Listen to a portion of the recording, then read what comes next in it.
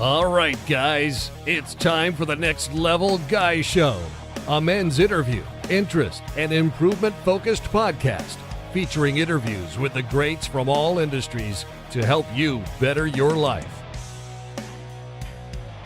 Each week, a new episode features an interview with one of the greats, covering all aspects of their story, from life hacks to tips and protocols that have allowed them to live life on the next level. We then highlight concrete action steps that you can use to improve your life. And now, your host, Ian Dawson Mackay.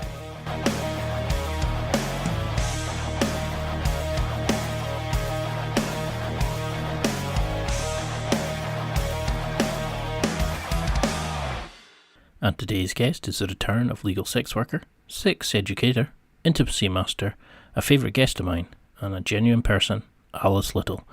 Alice Little is the #1 booking legal sex worker in the United States and works as a courtesan in the Moonlight Bunny Ranch. At only 4 foot 8 inches, she's by far the tiniest lady at the legal brothels in Nevada. A New York native, she's worked as an EMT and a horse jockey, loves electronic and tabletop entertainment, and adores intellectual stimulation. A frequent visitor to Virginia City and fascinated by its history, she loves exploring Nevada and all it has to offer. Alice has presented at over 50 kink and BDSM events nationwide and frequently helps couples with their problems in and out of the bedroom. She's recently started writing relationship advice articles for She Knows Media and was also recently featured on the Tim Ferriss Show. And in this interview, we discuss how to level up your sex life. Now, I know you'll be a big fan of Alice after listening to this, so you'd also want to be sure to check out her first interview, which was her episode 43, which was entitled Alice Little on Intimacy, Connection, and Why Perceptions of Sex Work Are Very Wrong. But now, let's get to today's interview. Hope you enjoy. Well, thank you so much for coming back on, Alice. You're still one of my favourite guests of all time. You're a bit of a legend in the legal sex work industry, but for people who don't know who you are, could you do a quick intro? Yes, hello. My name is Alice Little, and I am a legal sex worker, sex educator, and kind of an intimacy expert. Now, could you go into a little bit about how you would actually work with a client? I mean, could you give an example of what is involved in legal sex work for people who are maybe not aware of that industry? Absolutely. So to give you all a quick little recap of the legal world, here in the States, sex work is only legal in one of the 50 states, and that happens to be Nevada. How it works is that ladies go through a very extensive online application process and then are invited to travel out to the ranch to begin doing their work. We have to undergo a very thorough background check. We're required to obtain a permit from the local sheriff's department. There's doctor requirements that we have to follow. And our services really vary quite dramatically. A lot of people assume it's sex, but it's a lot more than just sex. There's a lot of companionship, connection, getting to simply spend time with someone and enjoy their company. Because that's something I was really wanting to sort of hit on, because we discussed that in the last interview about intimacy and building the connection, and try to explain to guys it's not all just about wham bam thank you mum. It's about actually caring about your partner's feelings, and actually making a connection with that person. So do you think the world is getting more and more open with their attitudes towards sex now with this kind of, I mean, you do a great Coffee with Alice where you kind of discuss the latest trends and topics, and you explain some of the fetishes and stuff like that people are maybe not aware of. You've got your great blog. And do you think people are becoming more accepting of sex now, or have you noticed a change in the trend? Absolutely. Slowly but surely, people are realizing the place that intimacy has in our society. And it's really unfortunate, but it quite literally took a global pandemic for people to realize the simple value of human connection and human touch. Now that we're all really forced to go without this connection, we're able to empathize a little bit more so with those that don't get to have that as a part of their daily life. And many people are like, oh, I get it now. I understand what it is that you're providing with sex work. I understand why people might be interested in this. And so it's been very funny to see it kind of like dawn on people that it's like, oh yeah, we are in fact at our biological core very social creatures, and we need that kind of connection. We thrive off of it, really. And do you think like the way we kind of relied now on technology, is that causing a problem where we've almost removed that physical and sort of face to face, that level of communication, but also the level of like building up the intimacy and learning to speak to people? Because you know how you can order taxis, you can order food, we can go on online dating apps and things like that, so you can even book Love Online. But have we forgotten just, would you say this is causing quite a pandemic of like loneliness and people unable to communicate with others? Absolutely so. When a system is optimized for efficiency and efficiency alone, much like the American system has, we end up lacking all of the depth that's really required to meet our social needs. So we're not getting to make any sort of meaningful connections anymore. We have these very surface level moments. Hi, how are you? Good. Sounds good. Your total's $5. Okay. Cool. Have a nice day. And that's as much social interaction as the average person is getting on a day-to-day basis. And that's just not enough. It's quite scary to think that, isn't it? That like to some people, like you see these sort of old age pensioners and that who sometimes go weeks without speaking to somebody, and it's because of that thing of no, I'm doing my job, don't bother me. No, not and we've lost that human connection, like that kind of community spirit that used to be available. And I mean, do you see that a lot with guys who email in, who come to the ranch? Do you see like red flags in their like non-verbal cues? Do you see it in the way they write? Can you kind of anticipate what somebody's going to be like by the style of writing, or by what they've said, or their kind of attitude to how they discuss it? Can you pick up on that sort of thing? I actually try not to make surface judgments based off of someone's email communications. Because when somebody reaches out for the first time, usually they're a little bit anxious, maybe perhaps a bit nervous. They're not sure how to portray themselves. And so they almost struggle to kind of find their voice and find out how are they comfortable communicating about these things. Because let's be real here, how often in our day-to-day lives do we have an opportunity to communicate in such an open and vulnerable way? We really don't. And so it's very unfamiliar to people. And so I almost expect there to be a certain level of hesitancy over email. That's normal. I wouldn't judge somebody based off of that. Instead, I find myself relying far more often on body language, whether that be in person or in this time of COVID-19, social distancing style, using webcams to be able to connect and communicate. There's certain little things I can pick up on, like tension in the shoulders. Maybe someone is subconsciously clenching their jaw. Maybe they're not sitting up straight and they don't have very comfortable posture, and they're fidgeting and kind of doing the leg shake thing that so many of us tend to do.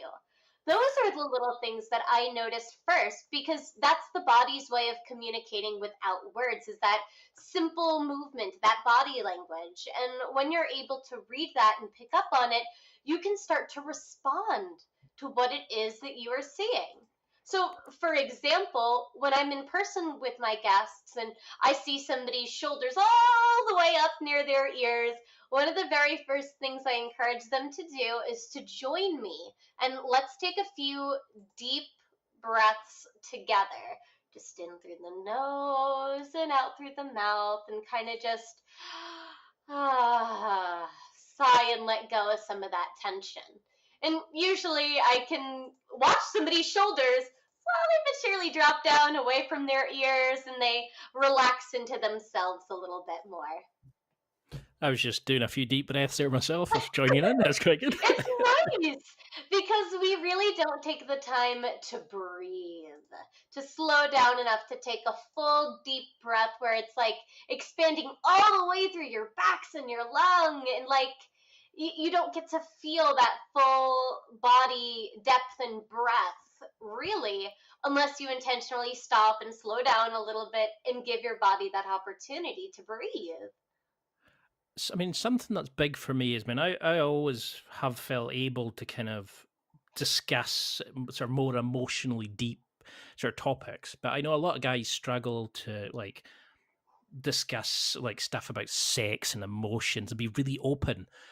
How do you work with somebody then to start building up that openness to to know that they deserve more sex, that they deserve better sex, that they can go and get what they want from a relationship? They don't have to be just the provider of somebody else's Mm. sort of enjoyment. That we all deserve to have the connection with the person, the intimacy, and the great sex. So, how do you work with Yes. somebody, build up connection? Because you're awesome. The way I've never seen a bad word said about you. So, how do you start building that with somebody? Well, it starts by being genuinely interested in the other person and wanting to get to know them as a person before you get to know them as a sexual being. You've got to slow down and actually make that connection first. What are your hobbies? What are your interests? What motivates you? What do you enjoy out of life? What sorts of things do you struggle with? Like, what's your biggest struggle? What's your greatest fear? Various things along those lines. Just simply having those types of conversations is a really great launching point for being able to make a good, solid connection with someone that then allows you to really build from there. Like, it's kind of like building any sort of building, isn't it? Where you want to have this nice, solid foundation, and then you want to slowly but surely build on top of that. If you don't have a solid foundation, unfortunately, there's really no good way to be able to develop a quality relationship where you're really getting to know and care for someone. So, how then would you say you have two people who are, sort of, they do have that connection? Maybe they've got kids, and one person starts wanting more sex than the other person, or somebody who's dealing with like sexual guilt, or has, can't get over a bad breakup or stuff like that. How can we kind of move on from that kind of, how can we help our partners heal if they're going through something like that without putting too much pressure on them to kind of fulfill the physical needs? How can we help people with their emotions and their mental healing and evolution, I suppose? Maybe not the word I'm looking for. Well, the way that I would kind of break that up is before you can have a quality relationship with somebody else, you have to start by having a relationship with yourself, knowing yourself intimately. What do you enjoy? What do you not enjoy, both out of life as well as sexually? And then be willing to share that with your partner. Be vulnerable. Share the things that you're a little bit afraid to share. Say the things that you're nervous to say. And make time for communication in your relationship regularly rather than having maybe a 3 to 5 minute conversation after you already had sex and then everybody rolls over and goes to bed. Maybe it looks like setting aside some time to have a romantic dinner. And then I often find that the energy level is kind of raised organically when you're deeply connecting to somebody and getting to know them and connect with them. And eventually, you kind of lean into the attractive side of things too. And then one kind of carries the other forward, which is fun. Because I think that's why you're so successful. Like with your girlfriend package, for example, you take it away from the bedroom and you get to know the person, and you kind of let them express their personality, and you create the memories together. And that's what I can never understand. Is like with people is, you know, it, it's a person that's there. It's not just a piece of meat. You've got the opportunity to learn about them and evolve as a partnership, even if it's somebody you've just met on, like a one night stand, for example. And it's this kind of attitude I think some of these immature guys have, that no, we don't talk about that. It's just sex, And I just think it's really wrong in today's society that even that's an opinion in people. So one of the big things a lot of guys, especially with this sort of Me Too movement and things like that, how can we ensure consent? It's scary that we have to kind of go back over this, but at what point do you explain about consent? What advice about guys? Because when things start getting heated up, some people can get carried away. How do we make sure before it, in case somebody meets somebody in a club and they're drunk and stuff like that, how do we make sure everybody's happy before things proceed? So there's different types of consent that we can talk about here. So the first type of consent is passive consent, which is not saying no. That it's very passive, where you might reach out and slide your hand underneath your girlfriend's hair, wrap your fingers around the back of her neck, pull her in for a kiss, and she doesn't really resist against your hand. You pull her in, you kiss her. That's kind of like more of a passive consent, where they're going with the flow of things. And that's the type of consent that most people are used to, where an absence of no means yes. But true consent, and the type of consent that you're talking about, which ensures everybody is genuinely interested, is active consent, where rather than opting out of an activity, you allow the other person's space to opt into the activity without any sort of pressure. So let's go back to that kissing scenario. In this scenario, now you take your hand, you wrap it around the back of your girlfriend's head, you've got your fingers on her neck, and you want to pull her in for a kiss. But you stop for a second and you ask, "May I kiss you?" Just as simple as that. May I kiss you? You can state it very specifically depending on what type of relationship you have with that person. Like if it's your girlfriend, you might just give a simple, "Ooh, may I?" And she's like, "Ooh, yeah." Whereas if it's a new partner, you might be more like, "Ooh, may I kiss you? Do I have permission to kiss you?" And the person will then be like, "Yes, absolutely. And thank you for actually using your words and finding out if I wanted to be kissed or not." I love that kind of answer, because it's not like you have to make it kind of emotionless. You can build it into the scenario, but it's that moment of at any point somebody can say no, I'm not into that. And we have the use of things like safe words and things like that. And I think it's just sometimes with today's society, we've made page 3, porn and stuff like that a lot of guys take the wrong idea from sex, that it's for the guy's satisfaction over the girl. And it's really sad, because there's so much more better sex when you do as much to the girl's pleasure as is to your own. I mean, why do you think a lot of women don't get the chance to orgasm, don't enjoy sex as much? Oh, well, that's an easy one. That's not hard at all to answer. Think back to your own sex education experience.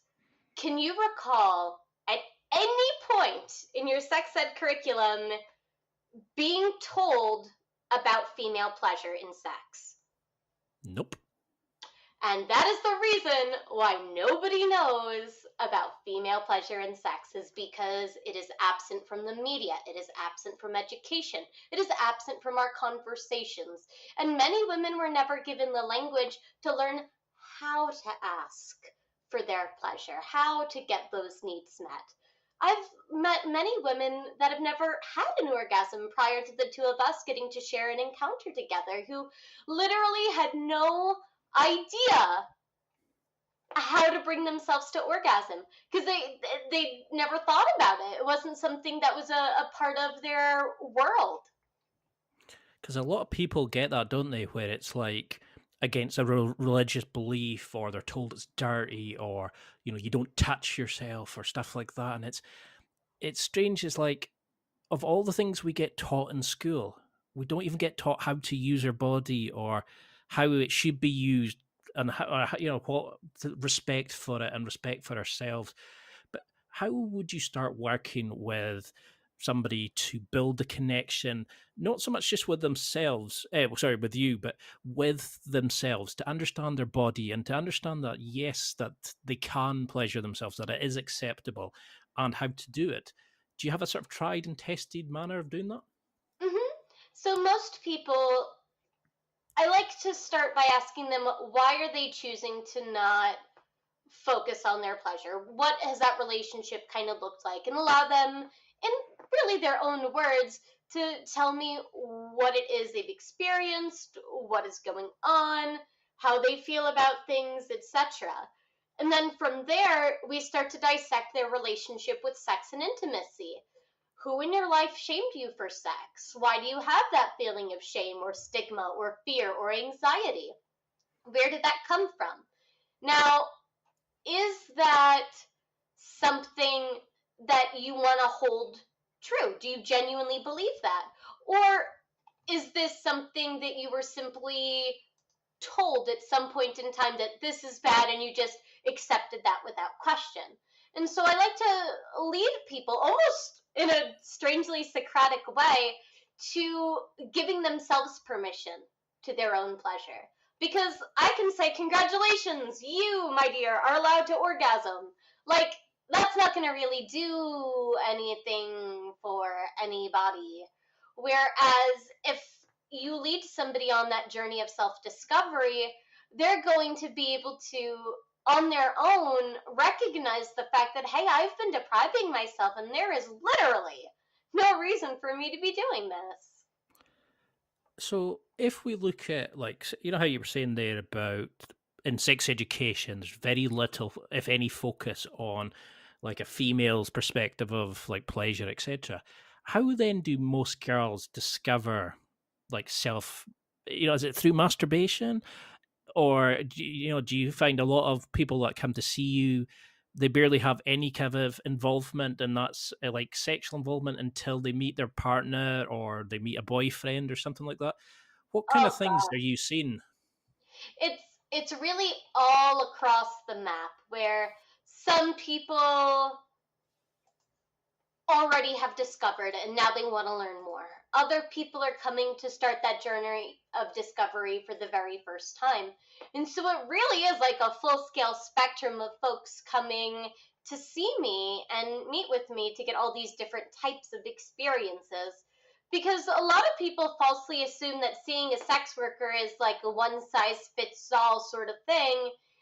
No, what we do is dependent upon you, your interests, your desires, the things you want to learn about, where you want to discover. Things like that really make a big difference in what a scenario kind of looks like or what an experience could look like.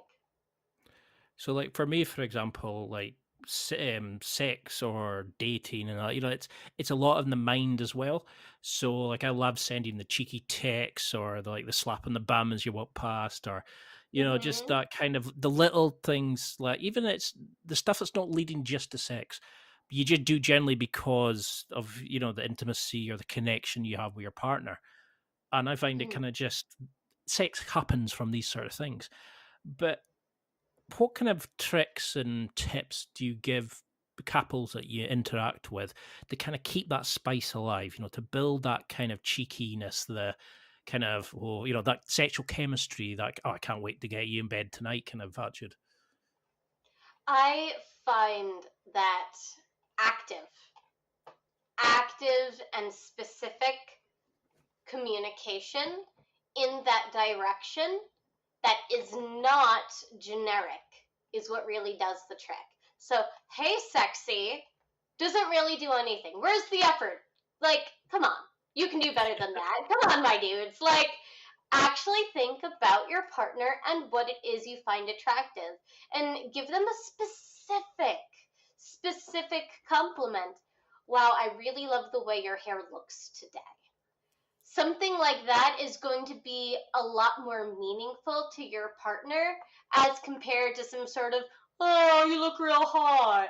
Like, come on, guys. You don't think that girls on the internet get told they're hot 5,000 million trillion times a day?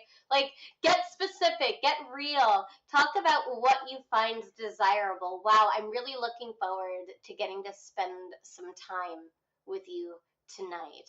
I really am interested in learning more about what makes you tick, how your body works. Does that sound like fun? What do you want to do tonight? Like, that can be a great way to get a conversation going. See, this is why I love having you on. Like, it's just try to explain to people like what a girl wants. It's not what a guy wants or what we've seen in films and stuff like, you know. I mean, that's why I loved chatting to you last time, because you gave it straight. You cut through the bullshit and you just told guys what they needed to hear. And that's why I can see why you become so successful. I mean, your brand is exploded, you've evolved, and you're becoming a lot more mainstream. So how have you found that since you become a kind of like a celebrity off the Tim Ferriss, the BuzzFeed? Oh, I do have a bone to pick with you. I noticed I'm not mentioned in your bio line. I was quite hurt. I was quite hurt by that. Aww. But how have you sort of found? You know, are people coming more to you now because of that fame, that kind of, I was going to say notoriety, but you know what I mean? Like, you find people are kind of notorious Alice Little. I don't know. I kind of like that. That's funny. I mean, but do you find that more people are wanting to work with you, kind of, or more people are becoming accepting of sex work or understanding the benefits they can get from coming to see somebody like you? Mm-hmm. There's been a really positive reaction and reception to it. And it's even true for the online changeover that's had to been made during COVID-19. People are still very interested in connecting, getting to know me, and I'm very, very grateful for that. It's made my life so much better.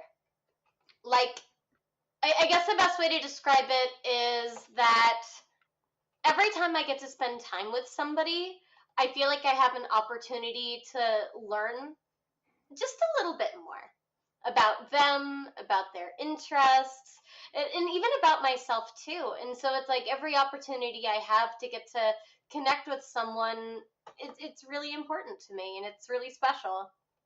Because you must get such a kick out of that, being able to kind of like know that, I don't want to say broken, but know somebody that comes to you with a problem that's maybe repressed because of an incident in their past, or two people who couldn't connect emotionally and you help them through that.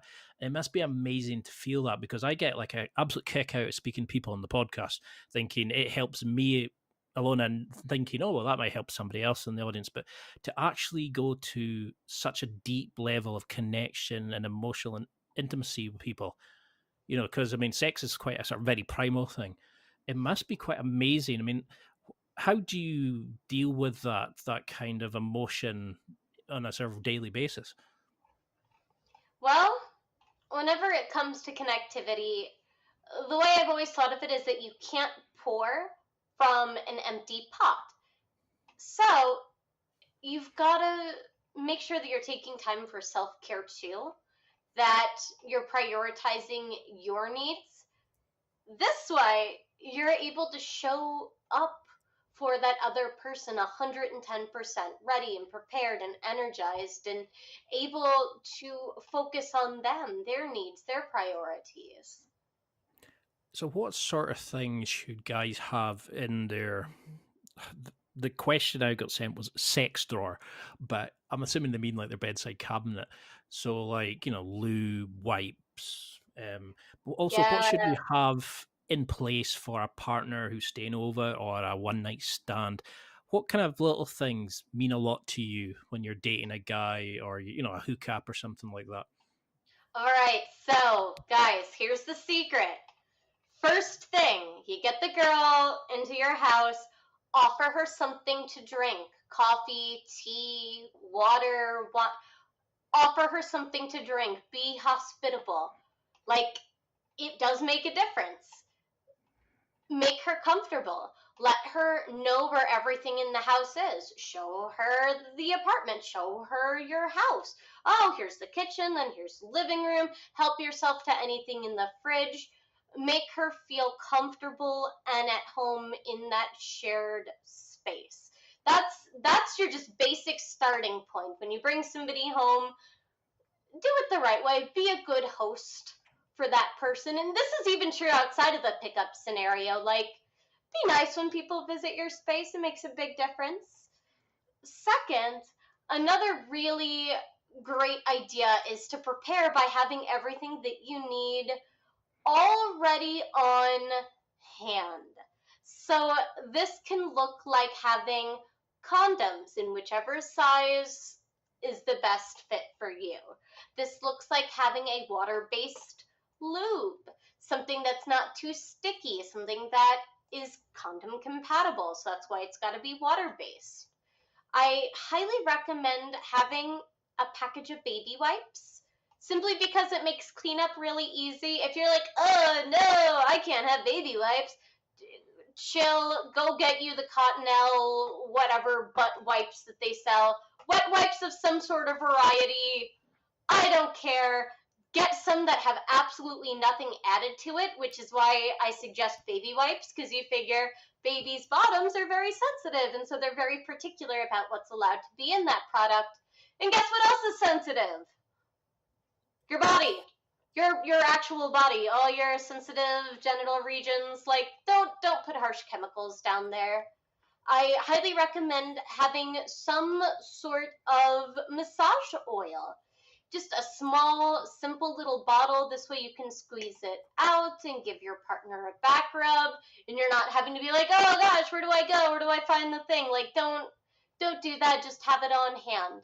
I recommend putting both the lube and the massage oil into a Ziploc plastic bag. This way, there's no chance of them leaking and getting everywhere, because I'll tell you right now, that sucks. Oh, I know. Other good things to have, some sort of sex toy. I really like the wand style massagers, like a Hitachi magic wand, maybe a cordless wand, something along those lines that you can use. And those toys too can be used not just for stimulating your partner, but they can also be used in combination with massage too. So like, you want to arm yourself with as much versatility as possible.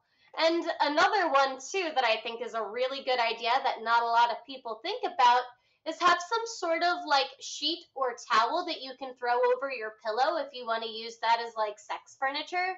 Sometimes people like to fold up a pillow and put it underneath their partner's hips to elevate them and bring the two bodies closer together. That's all well and good until lube gets on the pillow and then you have to do laundry. So just throw like a casual towel down. Like, might as well make your life easy. I love it. I mean, have you ever had sort of like experiences of like meeting with a guy and he opens a drawer and there's like a shit ton of sex toys and stuff like that? How should people start introducing these kind of things?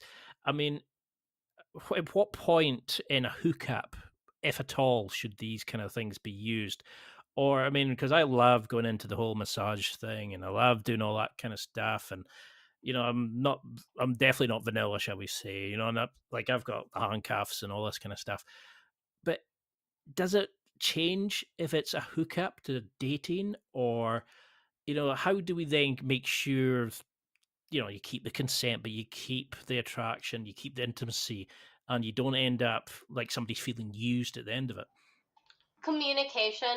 You're going to get real tired of that word because I'm going to use it as almost the answer for everything. But when it comes to exploring things that are outside of vanilla, like, I won't say they're kinky, but they're just like outside of vanilla, you know, vanilla adjacent things like sex toys, massage.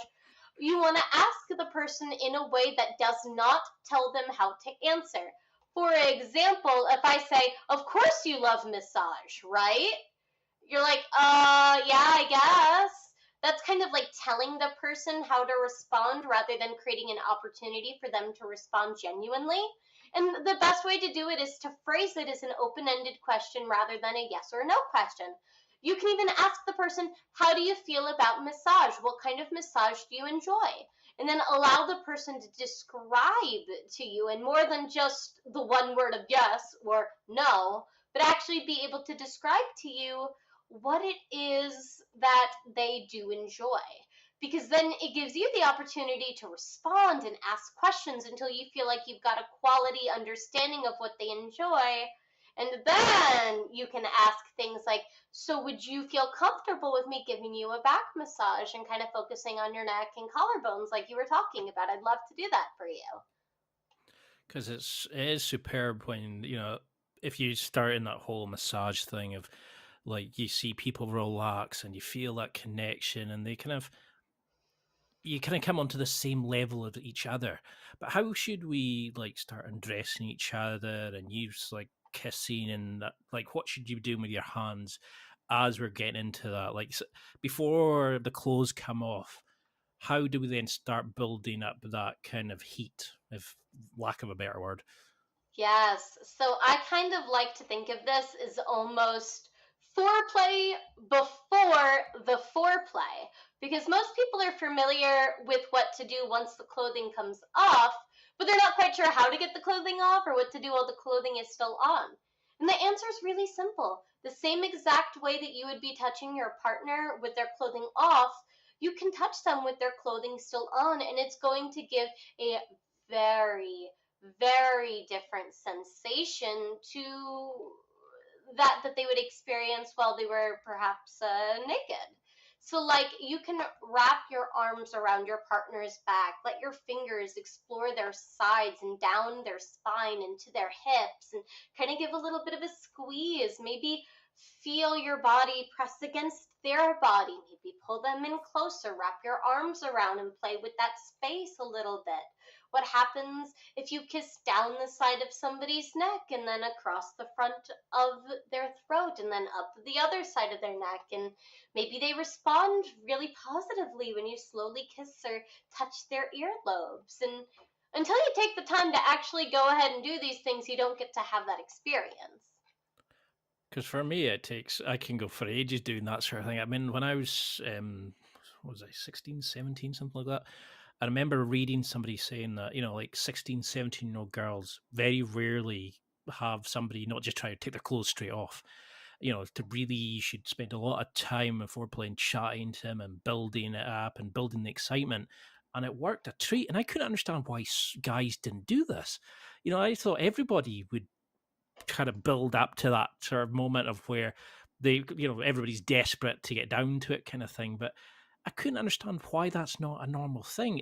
Is this because people demonize porn, for example, on sex education. Is this what we're not taught? It's like connecting with people, do you think? Very, very much so. I find that people have no idea how long things should last. So, like, guys have this idea sex should be an hour long, and they somehow think that they're supposed to be thrusting in and out of their partner for literally an hour. Dude, no! That is not what we mean when we say sex should last around an hour. Like, it's slowing down, enjoying 10 to 20 minutes of foreplay first, going really slowly, getting that enjoyment, that pleasure, rather than rushing through to the next thing. It's really a good idea to let go of sexual expectations and, oh, well, we got to get the clothing off and get right into it and blah, blah, blah, blah, blah. Like, no, enjoy every single part of sex as thoroughly as you can. I mean, a big thing I love doing is, like, the sort of the massaging and things like that. As people are sort of going down and they're still got their underwear on and, like at that kind of level, what kind of things do you do? I mean, you've done a great thing about like hugging, hesitation.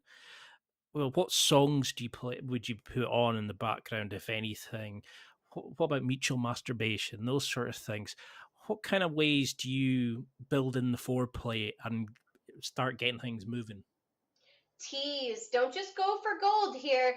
Actually, run your fingers up and down your partner's legs, up and down their body. Explore them from head to toe. It's not just a straightforward wham bam, we're here, we're going to do the thing, let's go. It's really taking that time to, like, maybe you start at your partner's knees and then you're slowly teasing your fingertips up and into their inner thigh, but then you skip and now all of a sudden you're brushing your fingertips over their lower stomach. And as to music, I really like a genre called chill step music. It's got like kind of a nice funky beat to it, but it's not super loud. And if there's vocals, they're usually pretty soft and quiet. So it's just the kind of thing you can like nod your head along to and be like, yeah, all right, this is great, cool. It's time for a quick break. There are millions of potential products to buy, so how do you know which ones are worth your hard-earned money? Simple. You go to nextlevelguy.com/affiliates and explore those that will transform and improve your life. You'll find deals, listener exclusives, and special offers with some great companies. Recommendations are 100% honest and only on items Ian has tried or believes in. The companies showcased will make you a better man in all areas of your life. Simply go to nextlevelguy.com/affiliates and level up. So see when that's sort of happening, and people are sort of getting into things. A lot of girls go on about guys not wanting to. I don't like the phrase "go down on them." Like oral sex. Where do you see guys go wrong with oral sex? I mean, why do guys expect it but girls don't? Or is it guys are selfish? Or I mean, to be honest, I love it, but is it because guys don't know what they're doing, or is it that it takes too long in their minds, or they don't know what they're doing, so they can never satisfy a lady? What kind of tips do you give, or do you see guys going wrong when it comes to like oral sex and that sort of thing? The biggest mistake that guys are doing is going right to the clit and doing nothing else other than being super aggressive and pressing down as hard as they can. Guys, the female anatomy is very different than the male anatomy. The female anatomy is extremely pressure and touch sensitive, and as such, the last thing you want to do is go right for your partner's clit. You want to tease and touch and go slow. And when you're with somebody for the very first time, I highly encourage you to make your oral sex experience something that you're talking about while it's happening. Hey, tell me what you enjoy. How does this feel? How does that feel? Do you like it up or down a little bit? Is that good? Finding out what your partner enjoys is so imperative because not all girls are the same. So just because you were able to get your ex off no problem by doing one very specific thing doesn't mean that your next partner is going to enjoy that thing as well. So I think it's really, really important to, I'm going to say the buzzword, communicate during oral sex and actually like invite your partner to give you feedback. Let them know it's okay to be like, no, that feels terrible. Do this instead. Like, oh my God, I wouldn't want to do something to someone that they're not enjoying and just be like, oh yeah, that feels so good. And part of that responsibility is on the ladies too. For those that are listening, ladies, you got to stop faking orgasms if you want to have good sex. Fact. You cannot give your partner incorrect information and mixed signals and then expect them to know what in the world to do with your body. You're literally setting them up for failure. Don't do that to yourself. Don't do that to them. Respond authentically when your partner asks for your feedback, please. Well, I mean, maybe I'm just weird, but when I was younger, like even now, I used to look at techniques to use, and I'd be like, oh, brilliant, I'm going to try this. And, like it'd be like a massage method, or it'd be a thing to do to kind of like tease, or a way to use a toy for their pleasure. And I couldn't understand why people didn't do this. And then I would get guys who say, oh, no, I don't like the taste of it, so I don't do that. Or like, you just rub the clit. And I was like, no, or you just do X and that's the method. And I thought, no, that I just didn't get why guys seem to think it was like insert slot A, push 10 times. It's not the Konami code, my dudes. It's not up, up, down, down, left, right, BA, select, start. That's going to get you exactly nowhere. Because, like, there was articles and things like the parts of a body, for example, like a girl hardly ever gets touched, like on her, the back of the elbow, the back of the thigh. It's like all these little things like behind the knee and stuff like that. And I used to just love that kind of exploration. And it's that kind of thing. It's like spending a bit of time. You don't need to get straight to it. And there's nothing sexier than seeing somebody, like a partner, girl, male, whatever it is, whatever your particular preference is, enjoying themselves and seeing them like close their eyes and hitting that level of ecstasy, because I love seeing what the pleasure you're giving somebody else. Yes, and so I don't know, do you think it's like with their ego, where guys don't want to do things where you're maybe not as good as possible, or girls expect you to know exactly what you're doing and they're worried that you're going to judge them? Is it an ego thing? Is it our kind of we tie it with our manhood and our masculinity, so we think girls will judge us as less of a man if we can't give them an orgasm, perhaps? Absolutely. Guys tend to set themselves up for the worst case scenario in their heads before sex even starts. And guess what is one of the leading causes of having bad sex? Men. No, being in your head.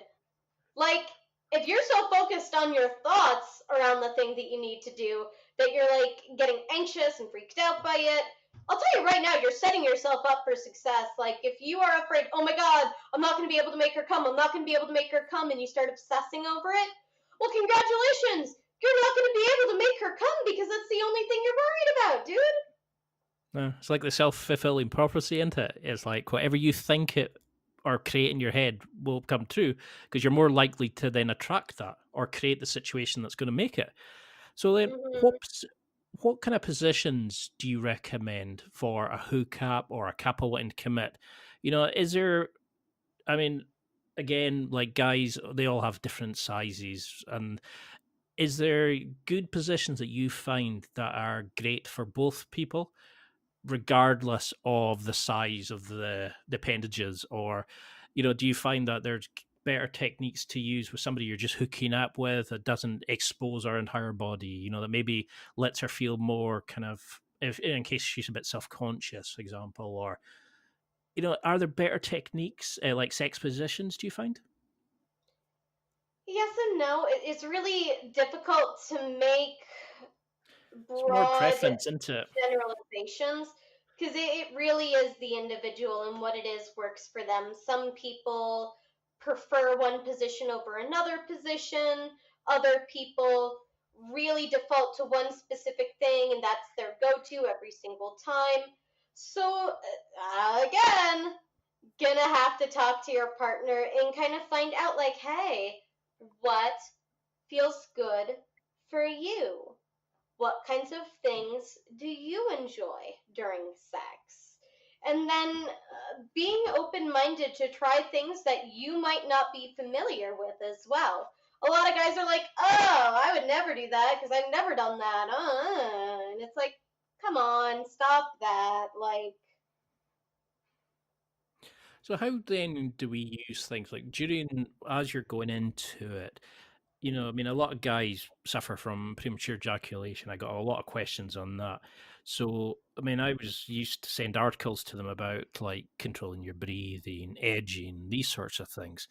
And I always assumed that these kind of things were known, and there's condoms that can desensitize it and things like that. But how do you work with somebody that's maybe struggling with that, or a couple who they're maybe not getting the sex that they want because the guy can't last as long as he would like to, or to give pleasure to his partner? So the best way to kind of extend your orgasm is over time through very specific controlled training. I highly recommend that guys use something called like a fleshlight or a sleeve style masturbator, something that feels as real to the real thing as possible. And what you want to do is essentially edge yourself just a little bit, like try using it, and then when you feel yourself just even starting to get a little bit close, stop and slow down. Then, as you feel that kind of ebb away, pick it back up again. Then, as you get close again, let yourself slow down. And you'll do that process 2 to 3 times before you finally allow yourself to actually then have an orgasm. And that's the thing, isn't it? It's like it makes it less excitable, shall we say. It gives you that kind of like, oh, you feel the rush, but you don't need to jump over the finish line, shall we say. And Mm-hmm. and this is the kind of thing I used to look at as like, how could I do that to a girl? How could I build up the fact? And then you read, and there's a lot of like amazing literature, and there's a lot of great products, and like blogs like yourself that go into these sorts of things. And this is where I always find it really strange that guys kind of back away from finding out about this. It's almost like we're ashamed to admit we might need help, that we maybe don't know everything. And that's where like sex educators like yourself are really helping guys to kind of overcome that stigma and that stupidity that we can't ask for help in these sorts of areas. But what's your sort of thing about if a guy's not confident in bed? Maybe they lack confidence in their real life. How can we start acting confident if we're not feeling it? If we're, say, your partner really likes the power play or to be told what to do or talk dirty, etc., and they're maybe a bit timid, etc. How can they start incorporating that into it? Guys, fake it till you make it. I wish I was joking here, but I'm totally not. Confidence comes from within. So in order to exude confidence, you've got to feel confident. And even if you don't feel confident, you can fake it. It is totally okay to be like, yeah, I totally got this. Yeah, that's what's up. Got this. Totally. Like, put yourself into the right mindset for it. Feel as confident as you possibly can going into the scenario by focusing on the things that you can control and letting go of the things that you can't. Like, hey, you have no idea if you're going to make her come or not, but hey, I really know some mean foreplay. My foreplay game is hella on point, and I'm going to really be able to show my partner a good time. And I am, rather than nervous, I am excited to get to spend time with them. Funneling nervous energy into excitement is a really, really great way to kind of get out of your head and kind of give yourself that like mental pep talk of, oh yeah, that's what's up. So, like, when you're having sex, and like sorry, I was going to say clients, with guests, what do you find guys tend to do wrong? Is it the fact that we're constantly changing positions just as things are starting to heat up, or when is there a kind of a rule or a signs of like a body change or a change in her breathing or her attitude that kind of says change the position or change the intensity, change the, like, I was gonna say the frequency, but you know what I mean? Like, how do we then start ramping things up and know when to back away, when to increase it? Is when she's maybe feeling a bit sensitive or something like that, without killing that moment. Is that again the communication, or is there subtle clues we can pick up on? Body language. Paying attention to body language is everything. If you aren't familiar with body language, pick up a body language book, watch something on YouTube, make yourself familiar with the language that your other person is communicating with, because what they are saying is only half of the equation, and what they are physically saying sometimes can be different. I mean, we always assume sex is like normal sex, man and man, woman and woman, men woman, whatever your particular Mhm. personal preference is. What about people that, I mean, you do some you've done some amazing videos, and one of the things you kind of looked at were having sex with people with disabilities. You know, like there's certain like couches and things like that that you use, and able, how can we, you know, like say people who are in wheelchairs and things like that, or they have a partner who's been injured or hurt or these sorts of things, how can we accommodate these sorts of things without making anything awkward or upsetting somebody, and keeping that passion and the connection? Hmm. Well,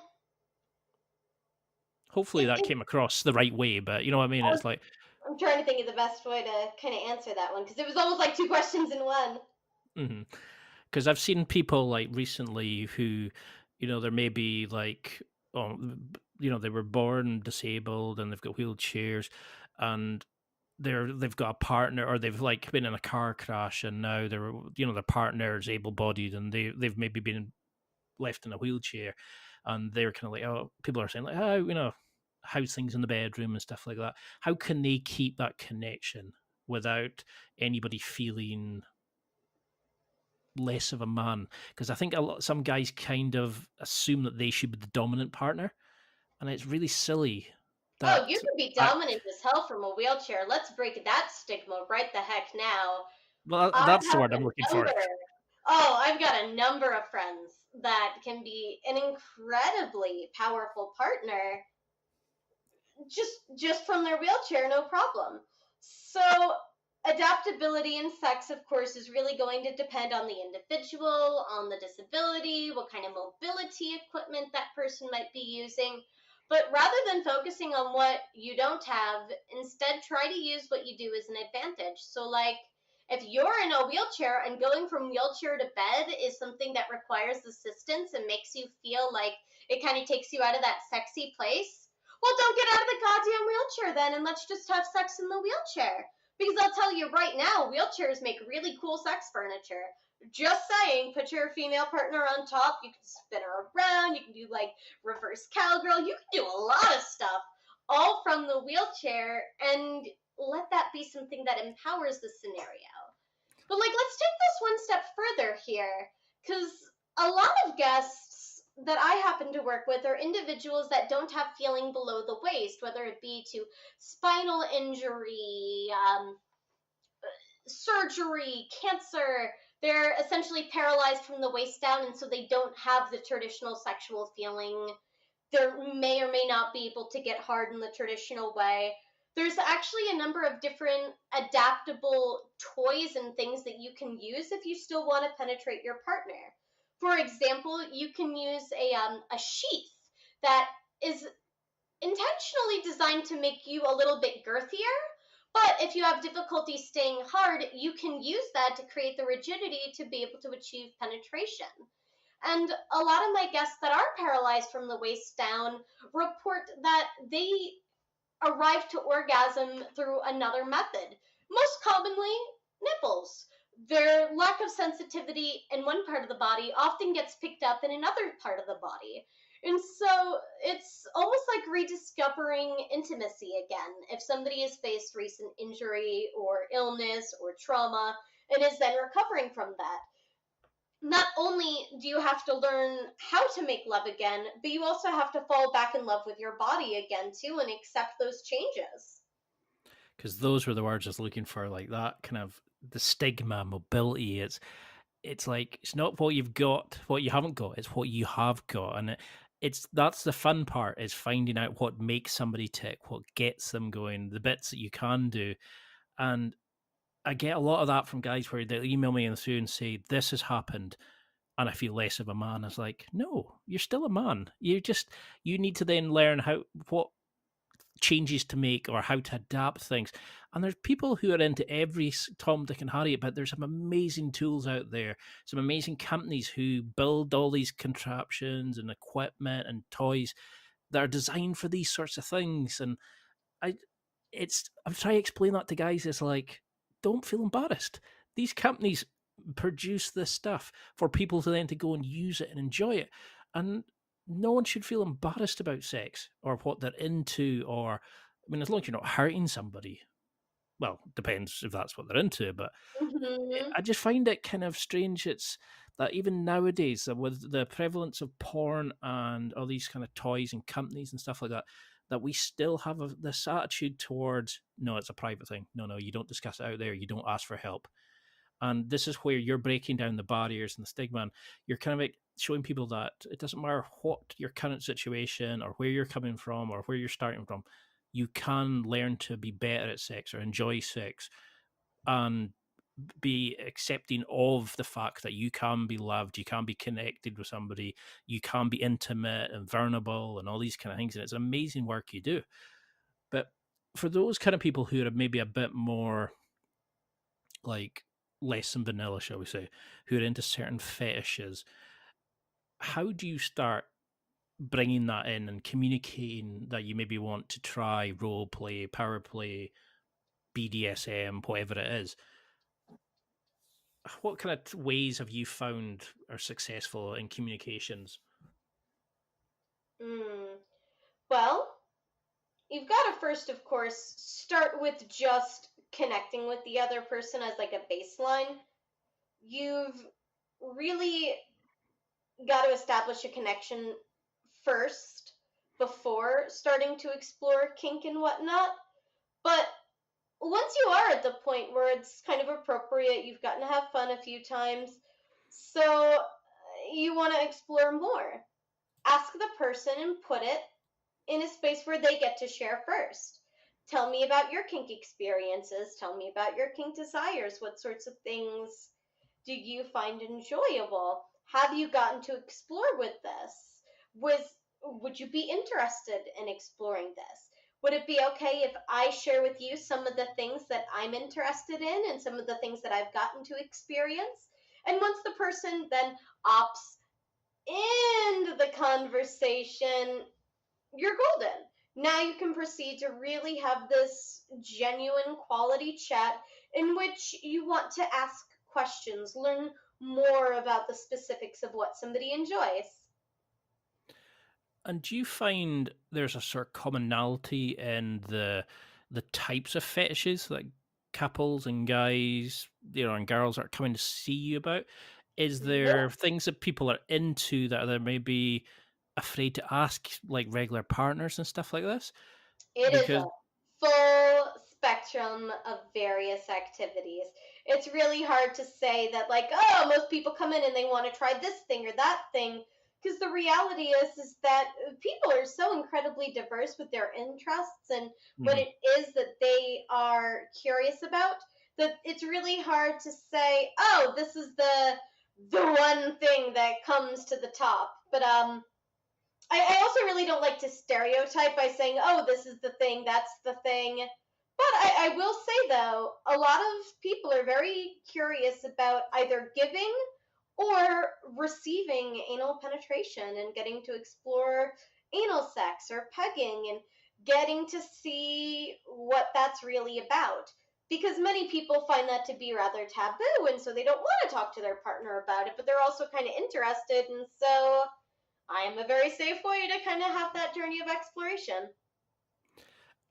And there's that stigma again where guys assume that it's not macho if they want to, go down the anal play route, or like you're saying, pegging and things like that. Can we how if you had to address all guys listening to this just now, what would you say to them? Let's cut the shit. I was going to say cut the shit out, but you know what I mean. How give them a lecture just now about how that is such stupid that doesn't make you gay for wanting to explore. Why would you give up part of your body? Because that's where the prostrate gland is. That's where the height of passion, pleasure can be for a guy. But Very do you much have so. do you have guys that kick back at that when their partner wants to initiate that or to try it in the relationship? How do you explain to them what they're missing out on?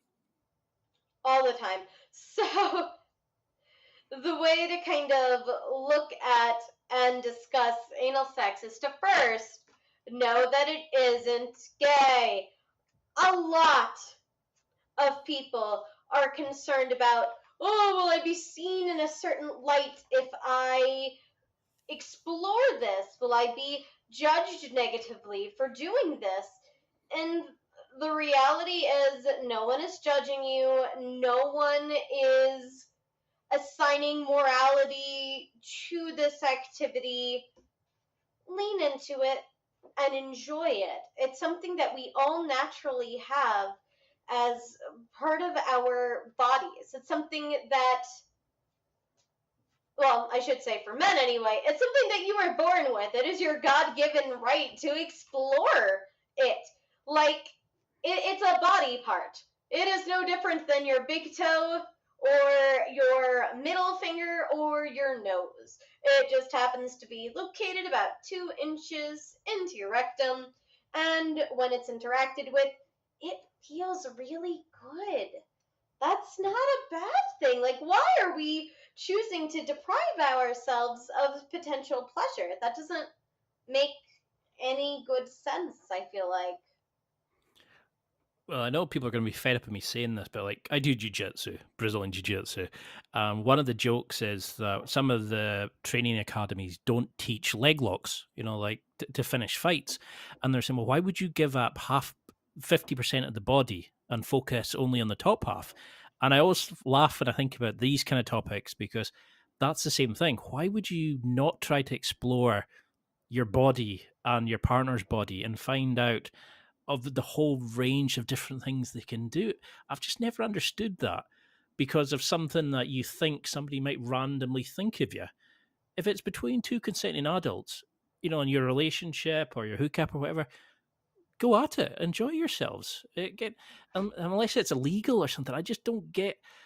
Maybe I was just raised differently, or I've read a lot of different literature. But why do you see a common reason from clients? Is it that, like you're saying, that they're just not given the right kind of education, or they're not told how to appreciate their own body, never mind their partner's body?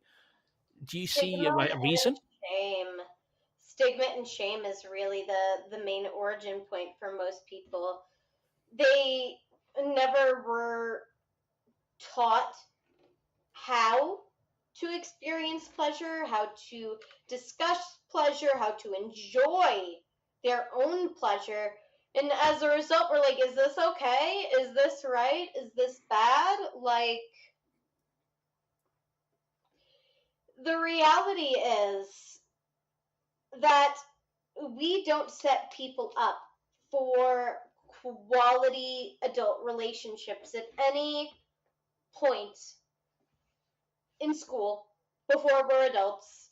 No one has those conversations with anyone. And so is it really that surprising we have a lot of really wild ideas about that and negative assumptions and false assumptions? Like a big one, like the negative assumptions is people assume that if the girl wants to bring in, say, like a sex toy, a vibrator or whatever, that it's a sign that the guy's not good enough, that she needs this to get off, rather than it can heighten the pleasure that the two of you are having, or it can, take it in a new dimension or a new method or a new way.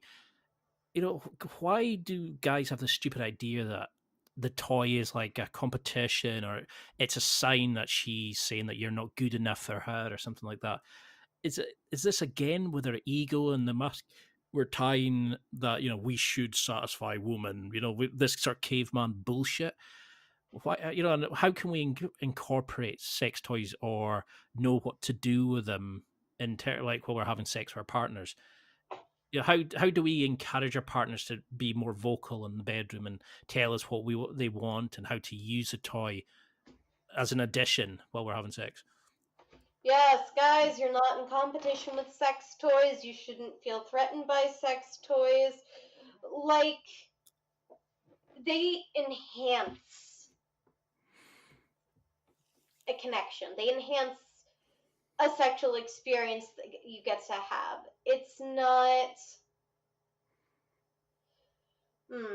I'm trying to think what the right way is to phrase it here, but it's like we fear things that we are not used to. We don't know how Fear to of the react unknown. to it. And so, again, people kind of have this crazy idea of what and how they should respond. Like, I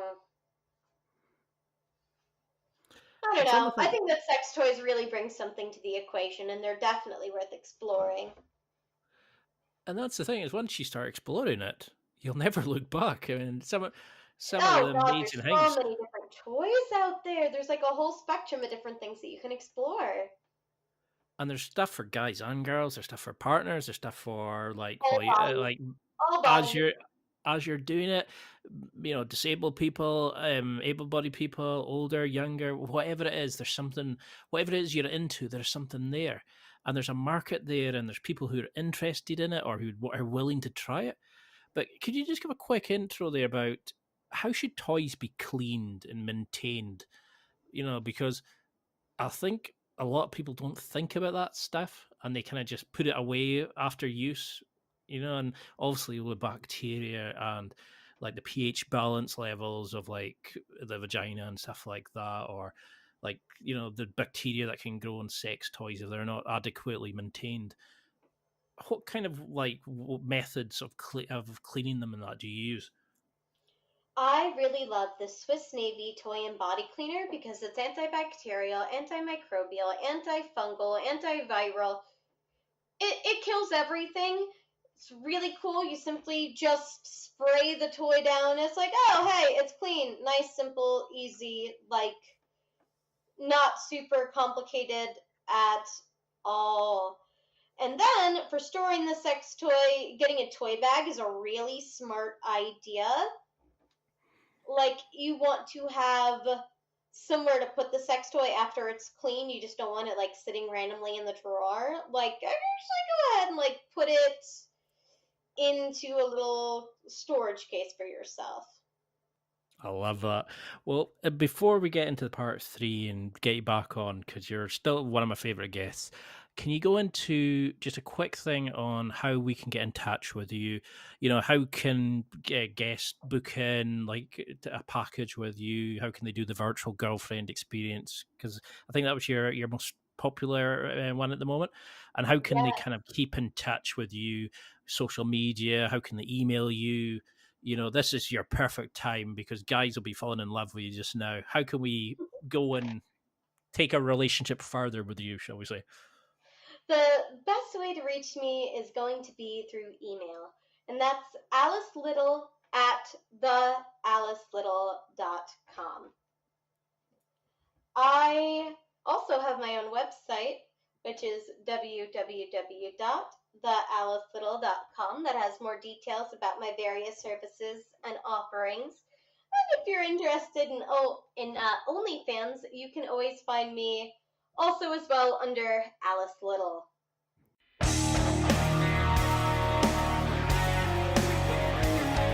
Well, that's it for another week, and thank you for listening.